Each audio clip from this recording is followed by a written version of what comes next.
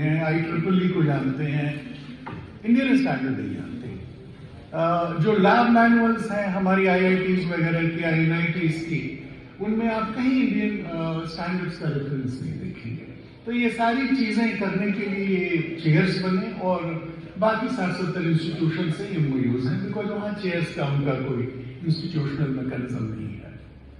अब जो पहली रिक्वेस्ट आई फैकल्टी से, जब और हमारे ऑफिसर्स जाके एक दिन का फैकल्टी सेंसिटाइजेशन प्रोग्राम कर रहे हैं, बहुत सारा उत्साह है जो पहली बार BIS को समझ रहे हैं, जान रहे हैं। जो आपके गुजरात में Dhirubhai Ambani institute of information technology है, उसके VC ने बड़ी इंटरेस्टिंग बात कही। मैं भी किसी से जुड़ा हुआ था उस फैकल्टी सेंसिटाइजेशन से, कि पहली बार तो मुझे पता ही नहीं था कि BIS होता क्या है, और दूसरी बात ये तो बिल्कुल ही नहीं मालूम था कि अहमदाबाद में भी इसका कार्यालय भी है। और अब हम लोग रोज किसी न किसी तरह से आपके कार्यालय से जुड़े रहते हैं, कुछ न कुछ प्रोग्राम होते रहते हैं, आपके ऑफिसर्स आके यहाँ लेक्चर देते हैं स्टैंडर्ड्स के बारे में। तो खैर मैं ये कह रहा था कि जो इमीडिएट डिमांड आई फैकल्टी की तरफ से कि भाई आप हमें कुछ अच्छे रेफरेंस मटेरियल्स दे दीजिए। अगर हम मैकेनिकल इंजीनियरिंग में एयर कंडीशनर, रेफ्रिजरेशन पढ़ा रहे हैं, तो I need some good reference handbook to refer to the Indian standards. और फिर तो धीरे धीरे जब एक बार वो साइकिल का पार्ट हो जाएगा तब तो खैर कोई बात ही नहीं है। तो वी फ्लोटेड RFP, हम लोगों ने RFP फ्लोट किया और सबको आमंत्रित किया है कि देखिए हमने 5 IITs के करिकुलम को स्टडी करके ये सब्जेक्ट्स आइडेंटिफाई किए हैं, आप चाहें तो इन पे रेफरेंस हैंडबुक लिखें, हम फाइनेंशियल असिस्टेंस आपको देंगे। वो भी बता दिया है कि 2000 रुपया पर फाइनल पेज दे दें आप पर पेज आप, लेकिन उसमें सब्जेक्ट को इंट्रोड्यूस कीजिए, प्लस इंडियन स्टैंडर्ड्स हमारे कौन से रेलिवेंट हैं, how they help in teaching that particular subject, ये सारी चीजें लिखिए। अब जो चैलेंज ये है कि अब हम एक्सपेक्ट कर रहे हैं कि सैकड़ों प्रपोजल आ जाएंगे, उनको इवैल्यूएट कौन करेगा। तो वी वर थिंकिंग कि हम अपने कुछ जो रिटायर्ड ऑफिसर्स हैं, जो सीनियर लेवल से रिटायर हुए या जिनको स्टैंडर्डाइजेशन का एक्सपीरियंस है, उनको लेकर डिसिप्लिन वाइज कमेटी बना दें कि ये जो प्रपोजल आए उनको इवैल्यूएट करें और देखें कि हाँ ये ठीक ठाक। तो इस तरह की बहुत सारी चीजें हैं जिनमें आपका योगदान बहुत जरूरी है। तो हम लोग चाहते थे कि उसको इंस्टीट्यूशनलाइज किया जाए। अब एक चीज जो गंजारा साहब कह रहे थे कि बदलाव आए हैं, बदलाव का एक बड़ा कारण ये भी है कि केवल ये अंदर से ही हम लोग चीजों को नहीं बदल रहे हैं। अब कंट्री में, देश में स्टैंडर्ड्स के इंपॉर्टेंस को लेके भी एक जागरूकता आई है। अब हाईएस्ट लेवल ऑफ गवर्नमेंट पे भी स्टैंडर्ड्स की बात होने लगी है। अब कैबिनेट सेक्रेटरी भी रिव्यू करने लगे हैं कि कितने स्टैंडर्ड्स बने, किन एरियाज में जरूरी हैं, एक्सपोर्ट इंपोर्ट से कैसे, जो अपनी कंट्री की एक्सटर्नल ट्रेड पॉलिसी है उसमें स्टैंडर्ड्स कैसे, how what kind of role देते हैं। तो ये चीजें पहले नहीं थी। अब ये रियलाइजेशन आ रहा है, तो नेचुरली हमसे एक्सपेक्टेशन बढ़ रही है, प्रेशर बढ़ रहा है, डिमांड्स भी बढ़ रहे हैं, स्टैंडर्ड्स को लेके झगड़े भी बढ़ रहे हैं। हमें बाद में पता कि हमने R&D को, रिसर्च एंड डेवलपमेंट को इसलिए प्राइमेसी देने की सोची क्योंकि अब आपके लोग आकर के चैलेंज करते हैं कि आपने स्टैंडर्ड में ये जो चीज लिखी है उसका क्या base, where is the data, where is the evidence. Just because कि आपकी टेक्निकल कमेटी में कोई विद्वान आदमी बैठे हैं जिन्होंने कोई ओपिनियन दे दी, that can not be the basis of the standard. You have to have some data, where is that research, आपने कौन सा मार्केट सर्वे किया। तो अब इस तरह के सवाल लोग पूछने लगे। अभी जैसे हम लोगों ने ये फुटवेयर में, ये जो जूते चप्पलों में, इसको मैंडेटरी कर दिया गया। अब बहुत झगड़ा हुआ, मंत्री के लेवल तक झगड़ा हुआ, वो मानने को तैयारी नहीं थी कि आपका स्टैंडर्ड इम्प्लीमेंटेबल है।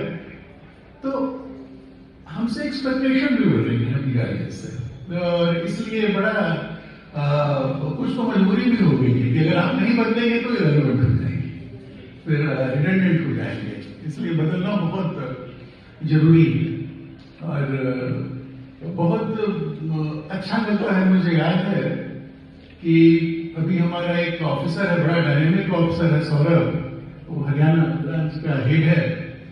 तो उसने कहा कि सर हमने ऐसा तो कर दिया है कि आप हरियाणा के किसी भी गांव में जाके कहेंगे कि हम BIS के हैं तो आपको मट्ठा तो पिलाएगा फ्री में एक गिलास। Now they know that it's a great organization। और मैं इसी चीज को एक दूसरा आपको बताऊं, अभी मैं कुछ दिनों पहले मांडू गया था, तो I have some difficulty in walking. तो मैंने कहा कि भाई मैं तो जा नहीं पाऊंगा 5 तक। तो एक आदमी ने कहा कि नहीं, एक चोर रास्ता है, बट वो डिस्ट्रिक्ट एडमिनिस्ट्रेशन के ही कहने पे खोलते हैं, गाड़ी से चले जाएंगे। तो हमारा जो ब्रांच ऑफिसर हेड था, उसने पॉकेट से फोन निकाला, धार के कलेक्टर को फोन लगाया कि हमारे डीजी साहब आए हैं, वो रास्ता खुलवा दीजिए। And it got open in 5 minutes. ये हमारे ऑफिसर्स का कॉन्फिडेंस बढ़ा है। और इसके उलट जब 3 साल पहले मैं कोयम्बटूर गया था, तो वहाँ एक हमारी जो लेडी की ब्रांच ऑफिस, मैंने कहा कि आप कलेक्टर से मिली, वो डिस्ट्रिक्ट लेवल जो ट्रेनिंग करनी है। तो शी सेड कि सर मुझे डर लगता है, मैं कोयम्बटूर में ही पैदा हुई हूँ और मैंने कलेक्टर को हमेशा वो एम्बेसडर काम में लाल बत्ती वाली में देखा है। I am not able to muster the courage to go to. हमने कहा कि वो यंग लड़की है, वही कलेक्टर है, तो आप जाके मिलो। तो मैं ऑफिस में बैठा हूँ, जाकर मिल के आई, otherwise I will take you. वो जाकर मिल के आई तो बुके दी, तो उस कलेक्टर ने भी इसको बुके दिया। शी वॉज थिंकिंग ये बिल्कुल सीनियर साइंटिस्ट है। हमने कहा दिस इज द। तो मैं कभी कभी BIS के बारे में यही कहता था कि ये एक ऐसा फलदार पेड़ है जिसमें बहुत अच्छे अच्छे फल लगे हुए हैं, और उसके चारों ओर हमने 50 फीट ऊंची दीवार खड़ी कर दी है कि कोई वहां तक पहुंच ही नहीं पाता। ये यूनिक ऑर्गेनाइजेशन है जो केवल अच्छे काम करता है। हमने कहा आप किसी से कुछ मांगते ही नहीं, आप हमेशा किसी न किसी को कुछ देते ही, नॉलेज, ज्ञान, जानकारियां। आप सोचिए पंचायतों में 2.5 लाख पंचायतों तक पहुंचना, और जरा भी मेहनत नहीं कर रही है। जब एक बार कलेक्टर्स के लेवल पे ट्रेनिंग हो गई, तो ये जैसे ही हमारे ऑफिसर्स गए और उन्होंने कहा कि अब हम आपके पंचायतों को बताना चाहते हैं कि एक कम्युनिटी हॉल बना रहे हैं, सड़कें बना रहे हैं, आजकल वाटर सप्लाई की, ड्रिंकिंग वाटर की स्कीम्स इंप्लीमेंट कर रहे हैं, सारी सब स्टैंडर्ड चीजें यूज करते हैं, पाइप, टैंक्स, ब्रेक्स, सीमेंट, सरिया। हम इनके बारे में इनको थोड़ा एक बार कम से कम सेंसिटाइज करना चाहते हैं, और कम से कम उन प्रोडक्ट्स के बारे में बताना चाहते हैं जो मैंडेटरी हैं, जो बाद में इनके अगेंस्ट में इंक्वायरी हो सकती है कि आपने ऐसा क्यों किया। तो दे वर मोर देन एंथुसियास्टिक। और अब तो ये स्थिति हो गई है कि वो मैं कहता हूं कि अब हमारे घोड़े सवार से ज्यादा तेज दौड़ रहे हैं। अभी मैं बात ही कर रहा था कि ट्रेनिंग शुरू करनी है, तो ब्रांचेज स्टार्टेड रिपोर्टिंग कि हमने 20,000 कर भी ली तो 20,000 से ज्यादा पंचायतों को, तो ये नई जीवंतता आई है, कॉन्फिडेंस आया है। और मैं तो चूंकि गुजारा साहब अगर मेरे साथ रहे हैं, मैं इसको हर जगह कहता हूँ, हर लेवल पे कहता हूँ कि अपनी 32 साल की नौकरी में मैंने ऐसा ऑर्गेनाइजेशन नहीं देखा जहां 99.9% लोग अच्छे हैं, प्रो चेंज, सभी परिवर्तन चाहते हैं, इंप्रूवमेंट को इम्प्रेस करते हैं, कोशिश करते हैं to their best of ability.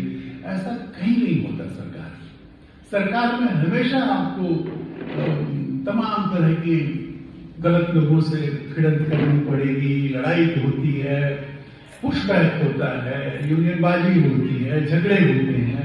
यहाँ कुछ नहीं होता। यहाँ पे बस हम बैठते हैं, बात करते हैं, डिसीजन लेते हैं और कल से काम शुरू हो जाता है यहाँ पे। तो ये that way it's a great organization with great people. और इसलिए सब हम लोग जो भी थोड़ी बहुत कोशिश कर रहे हैं, वो उसमें सफल भी हो पा रहे हैं। तो it has been a great experience. मैं तो इसलिए लोगों को ये कह रहे थे, हमारे कभी कभी ऊपर वाले पूछते हैं कि अब आपको तो काफी दिन हो गए, मैंने कहा नहीं अभी तो आई ही है, अभी यहाँ पर कर रही है, अभी I can happily retire from here, मुझे और कहीं नहीं जाना है। तो it is such a fulfilling job और पोटेंशियल बहुत है।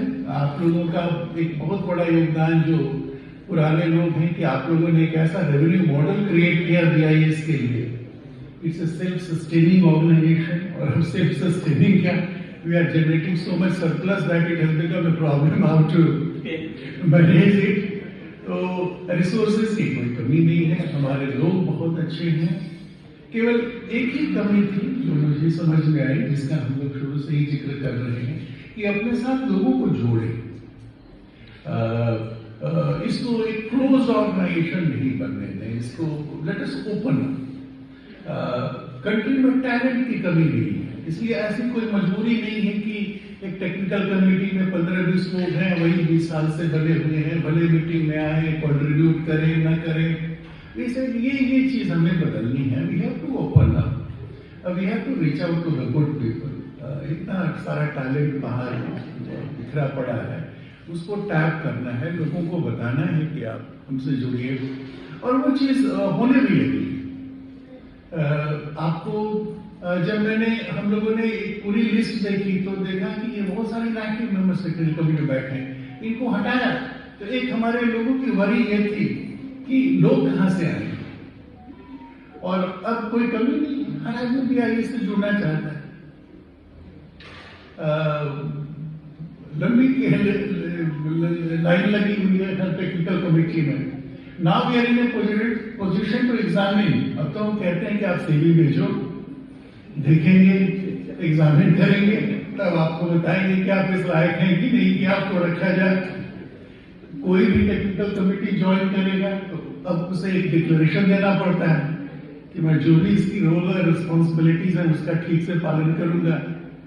अगर 2 आपने मीटिंग्स में एब्सटेन की तो आपकी मेंबरशिप ऑटोमेटिकली टर्मिनेट हो जाती है। अगर आपने 2 preliminary draft, executive preliminary drafts पर कमेंट नहीं दिए तो आपकी मेंबरशिप टर्मिनेट हुई। हमें it's a very privileged position. आप हैं तो आपको इस जिम्मेदारी को समझना पड़ेगा।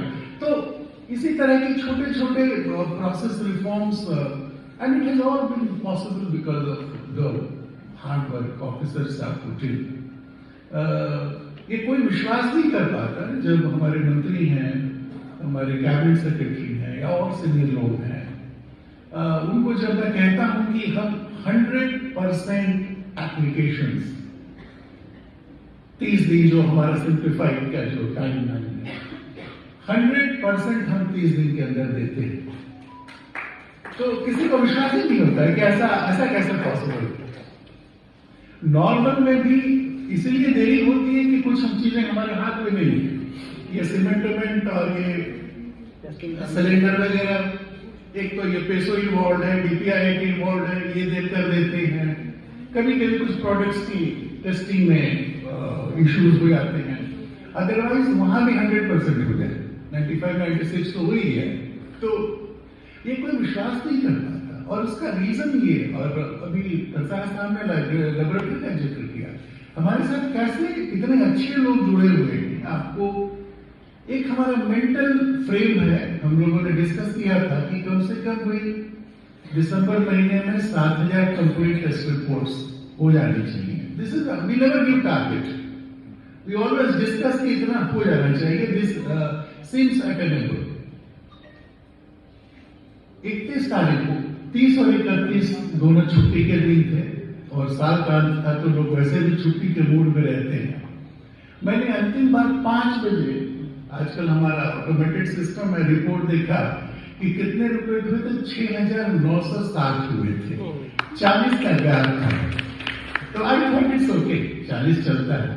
बट फिर एक बार मेरी आदत है, मैं सोने के पहले एक बार जरूर लिखता हूं उसको मैंने रात को 9 बजे खोल के देखा, इट हैड क्रॉस्ड 7000। इसका मतलब कुछ ऑफिसर्स थे जिन्होंने 31 तारीख को 5 बजे शाम के बाद में भी रिपोर्ट्स अपलोड की। तो ये जो कार्य संस्कृति है ना, अपने काम के प्रति गर्व महसूस करना और उसको अपने काम की तरह करना, ये सबसे बड़ी बात है जिसके चलते बदलाव आए हैं। और प्रतिष्ठा तो BIS की बढ़ी है और बढ़ेगी और बढ़ेगी। मुझे याद है हैदराबाद में आजकल हम लोग एक्सपोजर विजिट करते हैं, आपके समय भी शायद कभी कभी होता है कभी वो बड़ा रेगुलर वे में, मतलब हर ब्रांच कम से कम 2 एक्सपोजर विजिट्स का ऑर्गेनाइज हर महीने करता ही करता है। बच्चों को, स्कूल के बच्चों को लेबोरेटरीज में या फैक्ट्रीज में ले जाते हैं। तो हैदराबाद की ब्रांच ऑफिस में वो सरकारी स्कूल के काफी स्लम एरिया एक हैदराबाद का है, वहाँ के बच्चों को लाए थे। तो उनसे किसी ने पूछा कि भाई आकर कैसा लगा, क्या सीखा? तो इसे सर बहुत अच्छा खाना खिलाया। It was such a moving moment. Boy from a slum area वो टेबल पे बैठ के, और हमने कहा है कि खूब इज्जत करो, जिनको सभी खिलाते हैं, दीदी को तो सभी खिलाते हैं, जिनको कोई नहीं खिलाता उसको खिलाने का मजा है। तो इनकी खूब इज्जत करो, अच्छा खाना खिलाते हैं। रिमेंबर, वो याद करेंगे पूरी जिंदगी की एक ऐसा भी अनुभव था। तो it has been really been a joy, I mean pleasure, unmitigated unalloyed pleasure to be working in BIS। और हम लोग मिलते रहेंगे, बल्कि मैं चाहूँगा साथ साथ इसको एक प्रेशनल सोसाइटी की तरफ एक कम से कम साल में बड़ा प्रोग्राम करें। जरूर करेंगे, तो बड़ा प्रोग्राम करें और उसमें अधिक से अधिक लोगों को बुलाएं। ये जो कुछ लोगों की सर्विंग है, हाँ उनको भी बुलाएं, इनको भी अपना भविष्य नजर आना चाहिए, उनको भी बुलाएं। और कुछ कल्चरल प्रोग्राम आ जाना, 60 के उस पार भी कुछ अच्छा है। हाँ, 60 के उस पार भी अच्छा है। और तो आज आके बहुत अच्छा लगा। और आप